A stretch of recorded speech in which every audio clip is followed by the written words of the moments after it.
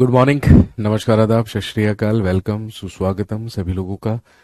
दोस्तों, class live हो चुकी है और वक्त तो चला है अब 8:08। तारीख आपको पता है, आज 6 नवंबर 2024 है। Class is absolutely live. जल्दी से सारे के सारे लोग यहाँ पर मौजूद हो जाइए। जी, आप जानते हैं कि कल हमने स्टार्ट किया था एक नया topic, new questions and ideas. हम बात कर रहे थे नए प्रश्न एवं नए विचार के बारे में, जिसके तहत हमने सबसे पहले बात की थी गौतम बुद्ध के बारे में। वहीं से हमें बातचीत को आगे कंटिन्यू करना है। चलिए स्टार्ट करते हैं।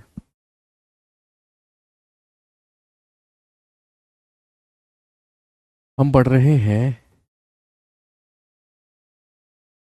एंशियंट हिस्ट्री,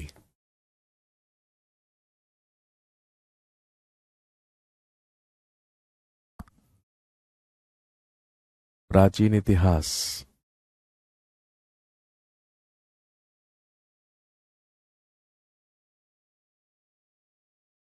हम पढ़ रहे थे एंशियंट हिस्ट्री या प्राचीन इतिहास।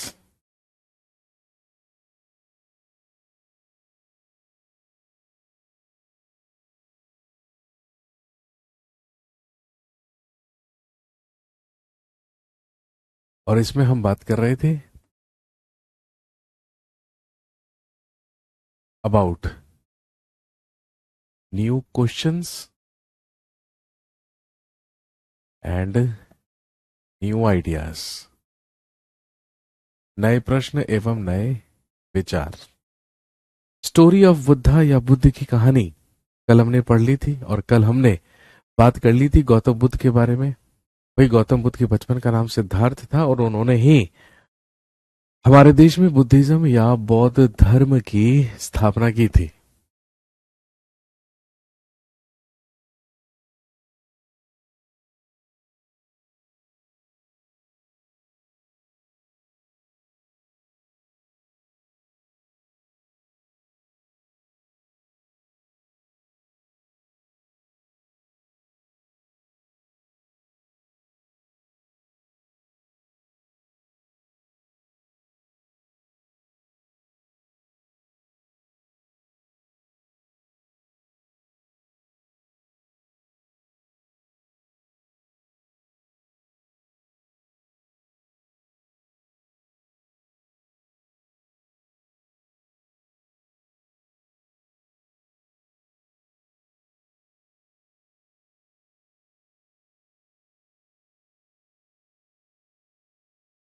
चलिए आगे से वहीं से कंटिन्यू करेंगे। जहां एक तरफ जहां एक तरफ गौतम बुद्ध ने बुद्धिज्म या बौद्ध धर्म की स्थापना की और अपनी टीचिंग्स और अपनी शिक्षाएं लोगों को दी, और उन्होंने अपनी शिक्षाओं में क्या कहा इसके बारे में हम कल ही जान चुके हैं कि संसार में दुख है और दुख का कारण है तृष्णा, हमारी लालसा, हमारी इच्छाएं, हमारी डिजायर्स। और अगर हम अपने डिजायर्स को कंट्रोल कर लें या अपने डिजायर्स को खत्म कर लें, तो डिजायर्स खत्म करने से हमारी दुख और हमारी चिंताएं भी क्या हो जाएंगी, समाप्त हो जाएंगे। बिल्कुल ऐसे ही जहां एक तरफ गौतम बुद्ध अपने शिक्षाएं और अपने विचारों को लोगों तक पहुंचा रहे थे, वहीं दूसरी तरफ कुछ लोग ऐसे भी थे जो कुछ और प्रश्नों के उत्तर ढूंढ रहे थे, कुछ और क्वेश्चंस के आंसर्स को खोजने में लगे हुए थे। बेसिकली बेसिकली उनका ये प्रश्न था या उनका ये सवाल था कि मृत्यु के बाद, है ना, वो मृत्यु के बाद मनुष्य के साथ क्या होता है, इसको जानने के लिए वो बहुत ज्यादा क्या थे, इच्छुक थे। वही वो चाहते थे कि मृत्यु के बाद के जीवन के बारे में हम जाने। जो यज्ञ होते हैं उनकी क्या उपयोगिता है, उनकी क्या इंपॉर्टेंस है, उसके बारे में हम जाने। और इसके अलावा उनके मन में ये भी प्रश्न था कि इस संसार में कुछ तो ऐसा होगा जो कि परमानेंट होगा, जो कि स्थायी होगा, जो कि कभी भी नष्ट नहीं होगा। इसीलिए आप कह सकते हैं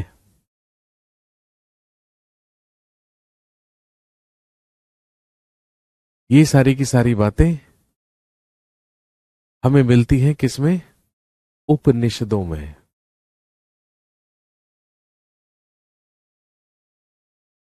उपनिषदास या उपनिषद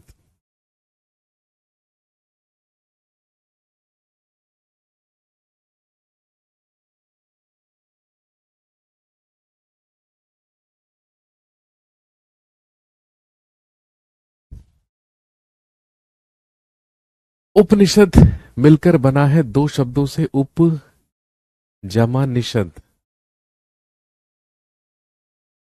उप का मतलब होता है समीप या नियर बाय, और निषद का मतलब होता है बैठना,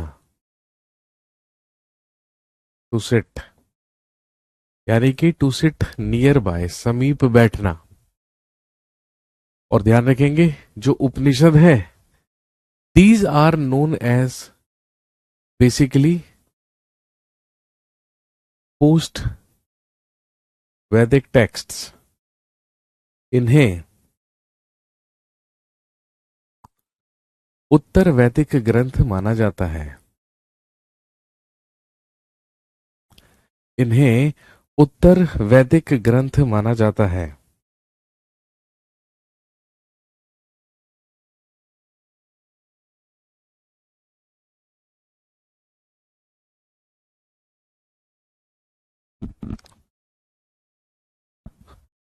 और ध्यान रखेंगे उपनिषदों में ही आत्मा एवं ब्रह्म का उल्लेख किया गया है।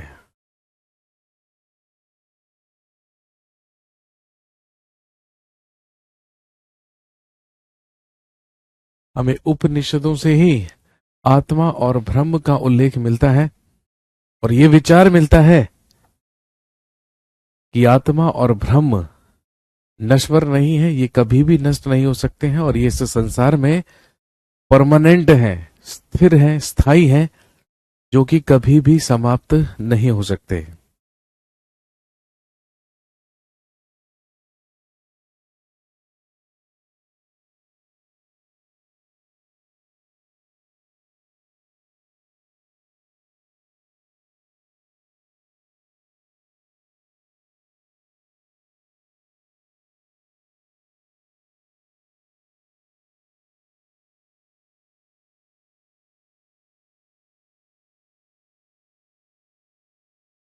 इसके बाद लिखिए जैनिज्म, जैन धर्म। जहां एक तरफ आज से लगभग 2500 साल पहले गौतम बुद्ध ने जन्म लिया और बुद्धिज्म या बौद्ध धर्म की स्थापना की, बिल्कुल वैसे ही लगभग 2500 साल पहले ही जैन धर्म के 24वें तीर्थंकर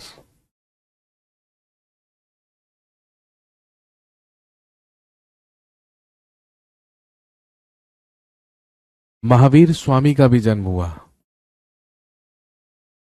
और आप जानते होंगे महावीर स्वामी को ही जैन धर्म का वास्तविक संस्थापक माना जाता है।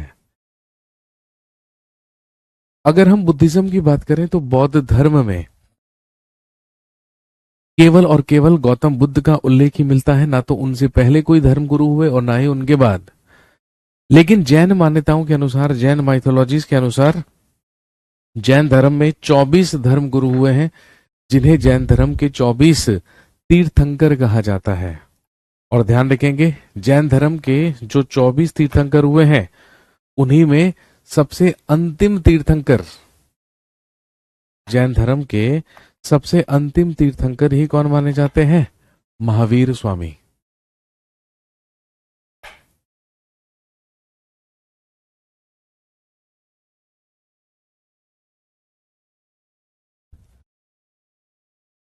लिखेंगे he was the actual founder of Jainism, ये जैन धर्म के वास्तविक संस्थापक थे। जहां एक तरफ गौतम बुद्ध और उपनिषदों के विचारों का प्रचार प्रसार हो रहा था, वहीं एक तरफ या दूसरी तरफ महावीर स्वामी भी अपने विचारों का प्रसार कर रहे थे।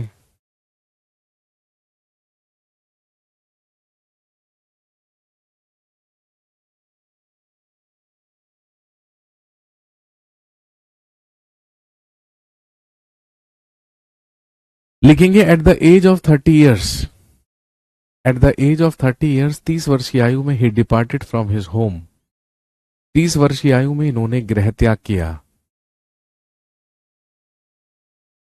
Eight the age of 30 years ही डिपार्टेड फ्रॉम हिज होम। 30 वर्ष की आयु में इन्होंने गृह त्याग किया।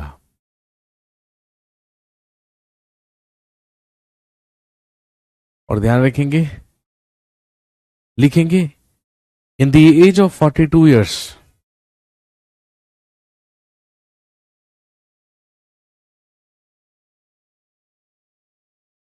इन the age of 42 years he got his enlightenment. लिखेंगे 42 वर्ष की आयु में इन्हें महाज्ञान की प्राप्ति हुई।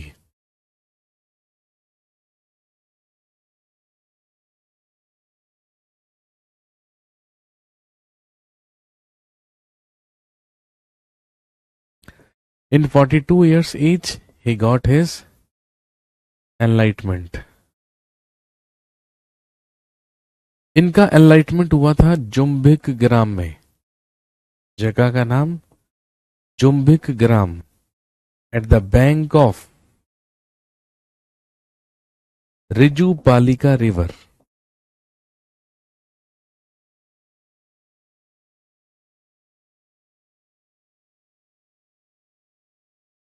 इन्हें 42 वर्ष की आयु में जुम्बिक ग्राम में रिजुपालिका नदी के तट पर महाज्ञान की प्राप्ति हुई थी।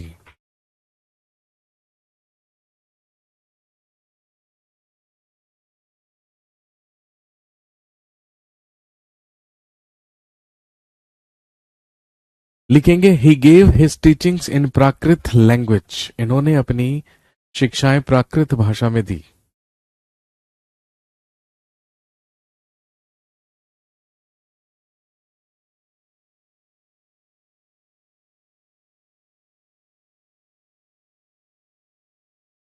और महावीर स्वामी ने ऐसा कहा कि अगर कोई भी पुरुष या स्त्री सत्य जानना चाहता है, सच की खोज करना चाहता है, तो उसका एक ही मार्ग है, उसे सबसे पहले गृह त्याग करना होगा।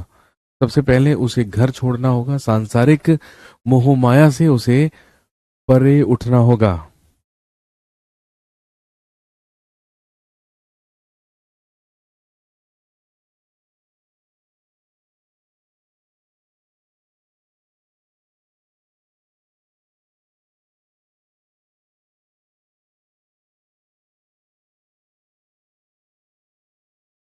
लिखेंगे अबाउट 1500 ईयर्स अगो, लगभग 1500 साल पहले, जैन टीचिंग्स वर स्क्रिप्टेड इन वल्लभी गुजरात।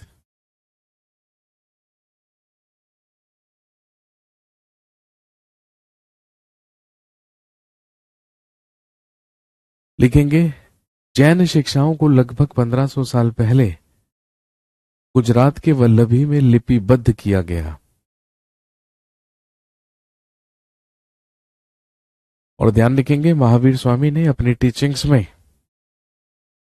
5 महाव्रत दिए और 5 चीजें फॉलो करने के लिए कहा। सत्य यानी कि ट्रुथ, अहिंसा यानी कि नॉन वायलेंस, अस्ते, अस्ते का मतलब होता है चोरी ना करना, नॉन स्टीलिंग, अपरिग्रह, अपरिग्रह का मतलब होता है किसी भी चीज को इकट्ठा करके ना रखना, नॉन पोजेशन, और एक ब्रह्मचर्य।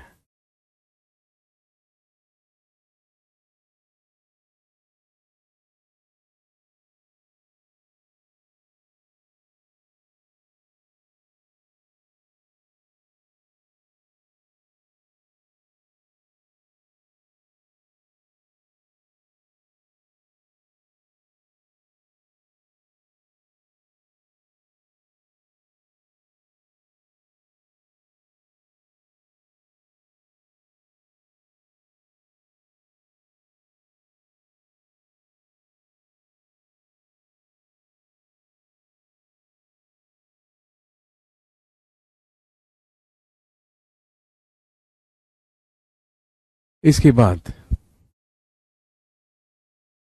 लिखेंगे संघ।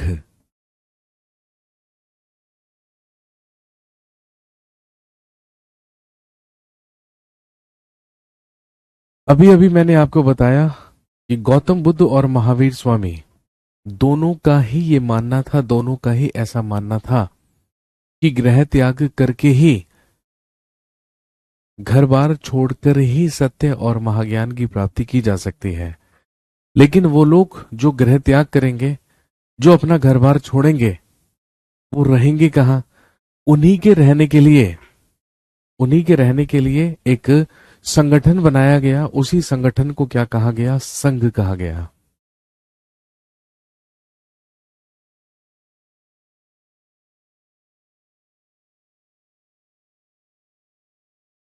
तो कहने का मतलब,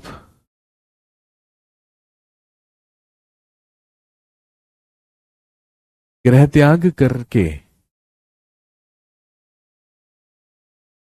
संघ में शामिल होना संभव था।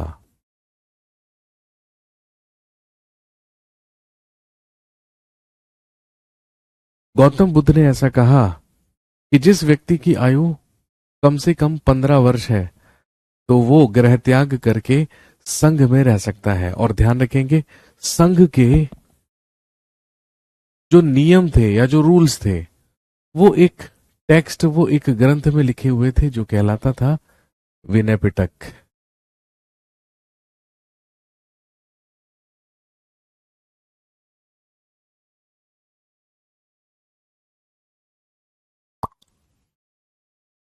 संघ के नियम और कानून या संघ में रहने के जो नियम थे, वो विनय पिटक नामक ग्रंथ में लिखे हुए थे। पुरुष हो या स्त्री, दोनों के लिए वहां पर रहने की अलग अलग व्यवस्था हुआ करती थी। पुरुष और महिलाएं दोनों ही संघ में प्रवेश कर सकते थे, लेकिन बच्चों को अपने माता पिता से, महिलाओं को अपने पतियों से, दासों को अपने मालिकों से अनुमति लेना अनिवार्य था। उनसे अनुमति लेकर ही वो संघ में प्रवेश कर सकते थे।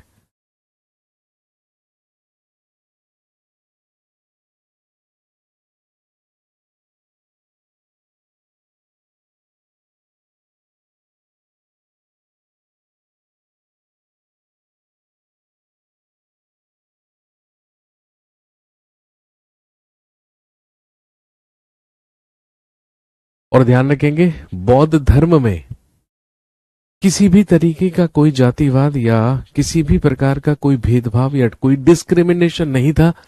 इसीलिए संघ में सभी वर्ण के लोग शामिल हो सकते थे, चाहे वो ब्राह्मण हो, चाहे वो क्षत्रिय हो, चाहे वो वैश्य हो, या चाहे वो शूद्र हो।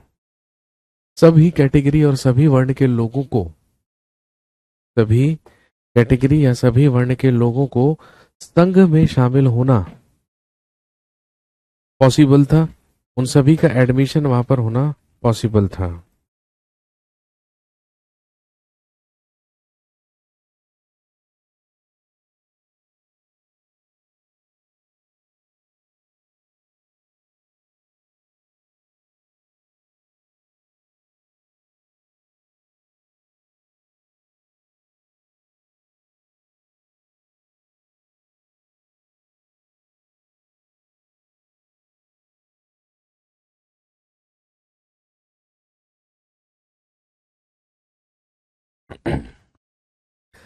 इसके अलावा एक टर्म याद रखेंगे, विहार।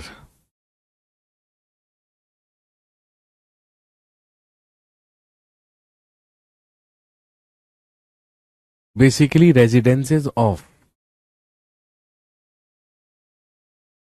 Buddhist monks were known as vihar. लिखेंगे, बौद्ध भिक्षुकों के निवास स्थल को ही विहार कहा जाता था। बौद्ध भिक्षुकों के निवास स्थल को विहार कहा जाता था। वैसे तो जो बौद्ध भिक्षुक हुआ करते थे, वो पूरे साल एक स्थान से दूसरे स्थान पर विचरण किया करते थे, भिक्षा मांगकर गुजारा किया करते थे। लेकिन जब वर्षा ऋतु आती थी, तो वर्षा ऋतु के समय वो 2 महीने विश्राम किया करते थे, रेस्ट किया करते थे। और ध्यान रखेंगे, अपने अनुयायियों को एक स्थान पर रुक के शिक्षाएं दिया करते थे। तो उन्हीं के अनुयायियों के द्वारा उनके रेजिडेंसेस, उनके निवास स्थान बनाए गए थे, जिन्हें क्या कहा जाता था? विहार कहा जाता था। आप देखेंगे आज भी भारत में, हमारे देश में ज्यादातर जो कॉलोनीज होती हैं, है ना, वो विहार के नाम पर होती हैं। तो वो विहार के नाम पर इसीलिए होती हैं क्योंकि विहार का मतलब ही किससे है? रेजिडेंसेस से, निवास स्थान से।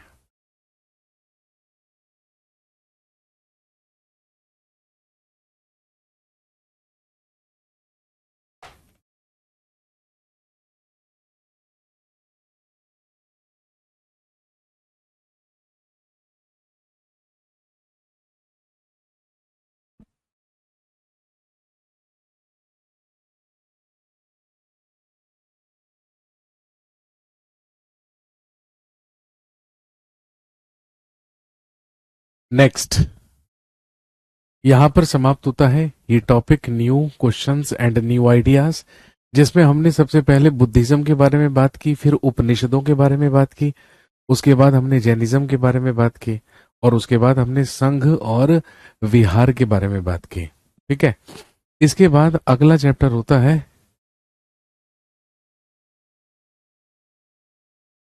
अशोका, यानी कि मौर्यन एम्पायर के बारे में बात हो रही है। लिखेंगे the emperor who gave up war.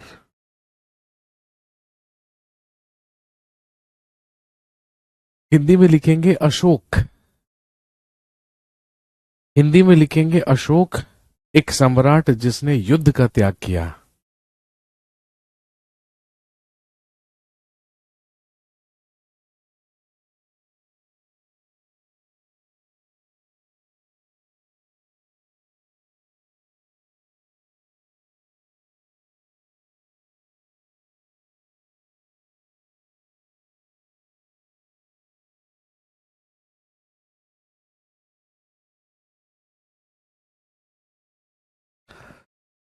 Ashoka, the emperor who gave up war. Ashok एक सम्राट जिसने युद्ध का त्याग किया।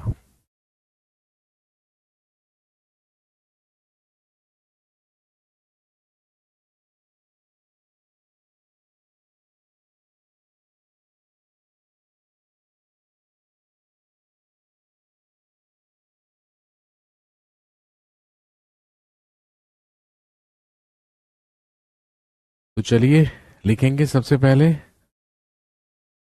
अ very big kingdom, that is an empire.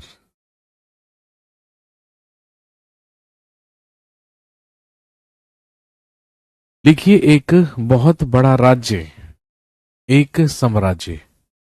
और आप जानते हैं हम यहां पर किस साम्राज्य के बारे में बात कर रहे हैं?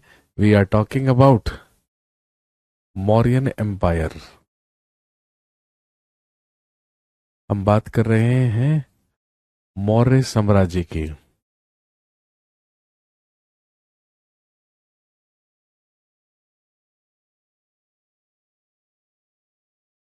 लिखेंगे emperor Ashoka was the greatest ruler of this empire. इस साम्राज्य का सबसे महान शासक सम्राट अशोक हुआ।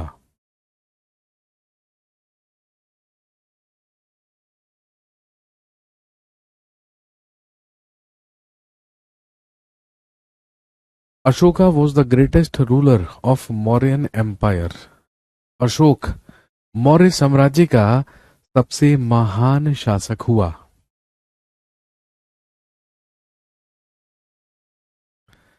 अशोक मौर्य साम्राज्य का सबसे महान शासक हुआ।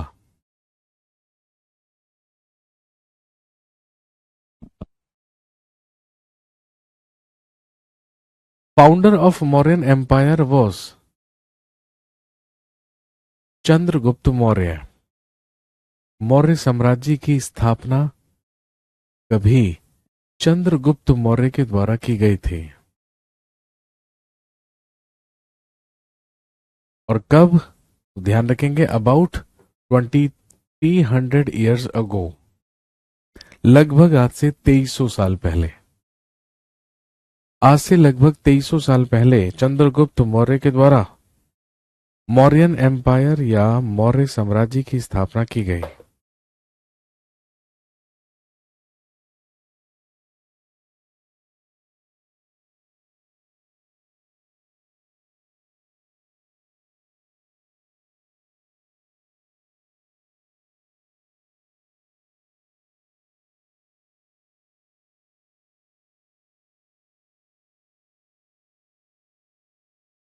लिखेंगे he established this empire with the help of Chanakya.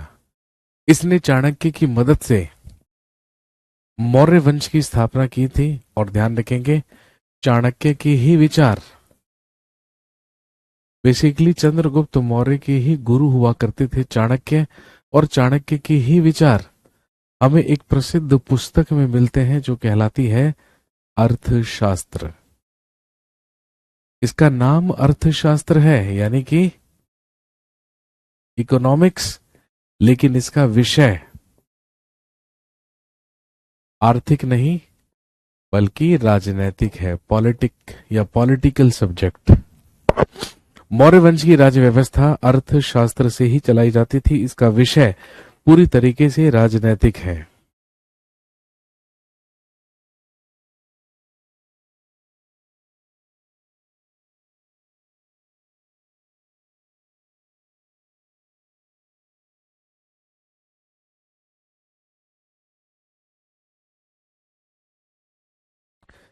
लिखेंगे there were many cities in this empire. इस साम्राज्य में कई नगर हुआ करते थे।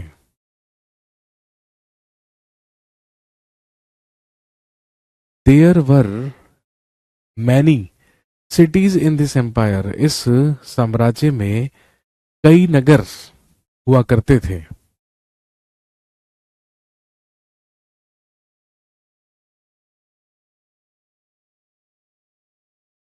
Capital of Mauryan empire was Pataliputra.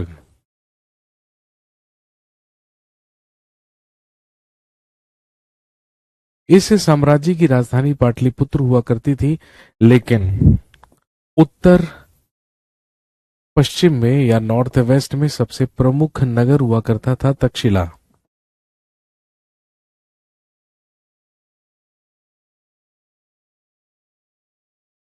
North west जाने का जो मार्ग हुआ करता था, जो रास्ता हुआ करता था, वो तक्षशिला से होकर जाता था। इसीलिए आप कह सकते हैं कि मौर्यन एम्पायर की नॉर्थ वेस्टर्न कैपिटल ही क्या हुआ करती थी? तक्षशिला।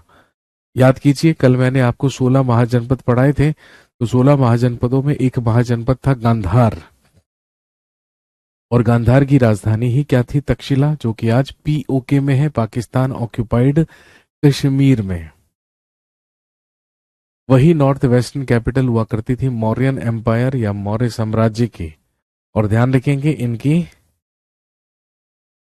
साउदर्न कैपिटल, दक्षिणी राजधानी हुआ करती थी उज्जैन। और कल हमने पढ़ा था अवंती महाजनपद की राजधानी हुआ करती थी उज्जैन और माहिष्मती।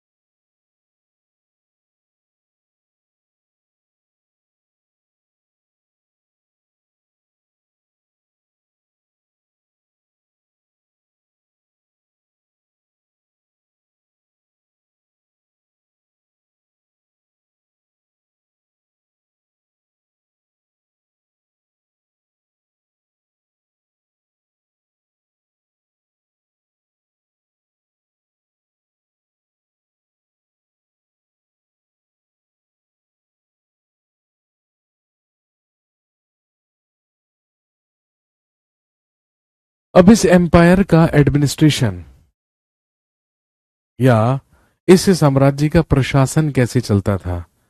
भाई, अगर हम बात करें पाटलिपुत्र, मगध या उसके आसपास के क्षेत्र की, आप जानते होंगे जो आज बिहार की राजधानी पटना है वही कभी प्राचीन काल में पाटलिपुत्र हुआ करता था। तो पाटलिपुत्र और उसके आसपास की जो जगहें थी, जो एरिया था, वहां पर सम्राट का सीधा नियंत्रण हुआ करता था, या आप कह सकते हैं शासक का वहां पर डायरेक्ट कंट्रोल या सीधे नियंत्रण हुआ करता था। लेकिन बाकी प्रांतों का जो प्रशासन हुआ करता था वो प्रांतीय राजधानियों से ही चला करता था, जैसे तक्षशिला और उज्जैन जैसे प्रांतीय राजधानी, वहीं से ही उनका प्रशासन चला करता था।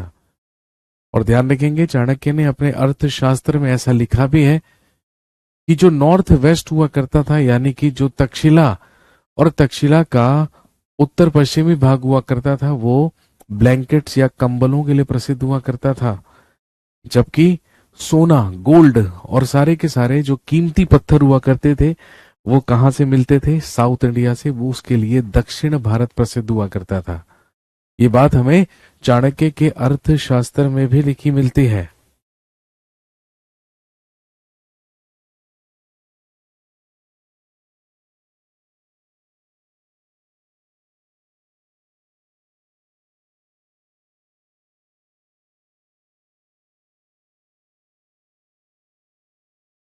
इसके बाद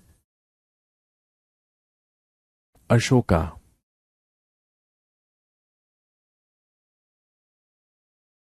अशोक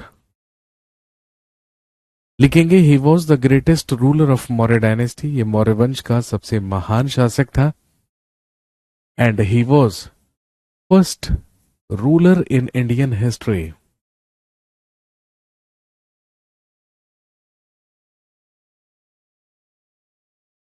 हु स्टार्टेड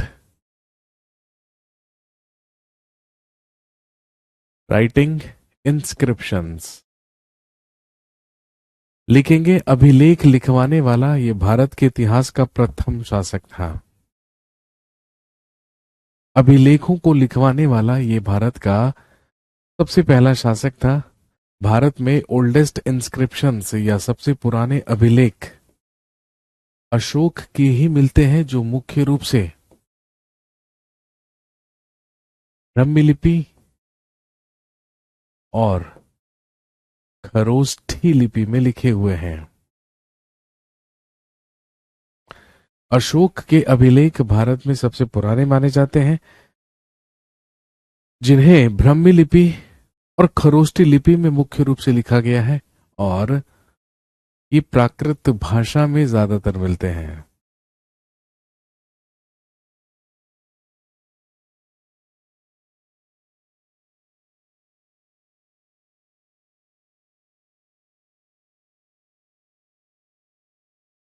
इसके अलावा ध्यान रखेंगे there are 3 categories of inscriptions of Ashoka. Ashoka के अभिलेखों की 3 कैटेगरीज हैं, जिसमें सबसे पहले कहलाते हैं रॉक एडिक्ट्स, शिलालेख।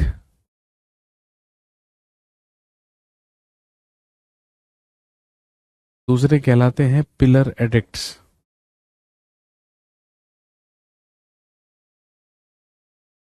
स्तंभलेख।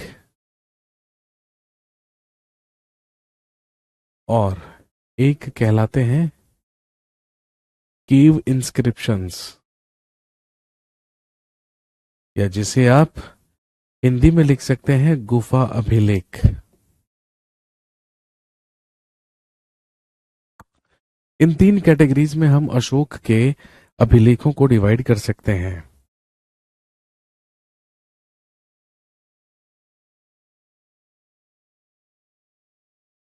इसके बाद कलिंग वॉर, कलिंग युद्ध। अपने शासनकाल के 8वें वर्ष, जो आज ओडिशा है, वही कभी क्या कहलाता था? कलिंग कहलाता था। और ध्यान रखेंगे इन दी 8th year of his ruling period, अपने शासनकाल के 8वें वर्ष। और इसका शासनकाल का 8वां वर्ष क्या बैठेगा? 261 BC। Ashoka fought Kalinga war. अशोक ने कलिंग युद्ध लड़ा। लेकिन इस युद्ध में इतनी हिंसा और इतना खून खराबा हुआ कि उसे देखकर खुद अशोक का मन विचलित हुआ। ऐसा कहते हैं कि 1 लाख से ज्यादा लोग इस युद्ध में मारे गए और 1.5 लाख से भी ज्यादा लोगों को बंदी बना लिया गया। लेकिन इस युद्ध से अशोक का मन इतना विचलित हुआ कि उसने जीवन में भविष्य में कभी भी युद्ध ना करने की कसम खा ली। लिखेंगे after this war he adopted Buddhism. इस युद्ध के बाद अशोक ने बौद्ध धर्म अपना लिया। After this war Ashoka adopted Buddhism. इसी युद्ध के बाद अशोक ने बौद्ध धर्म अपनाया।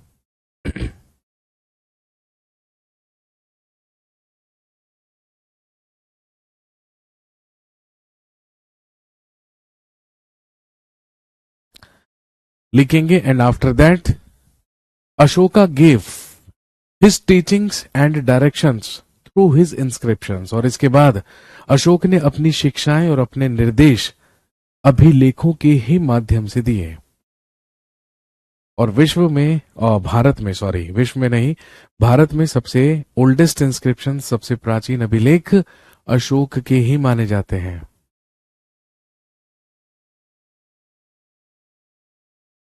सर एग्जाम में एंशिएंट से ज्यादा मॉडर्न से क्वेश्चन पूछते हैं क्या? ऐसा कुछ नहीं है, क्वेश्चन कहीं से भी आ सकता है।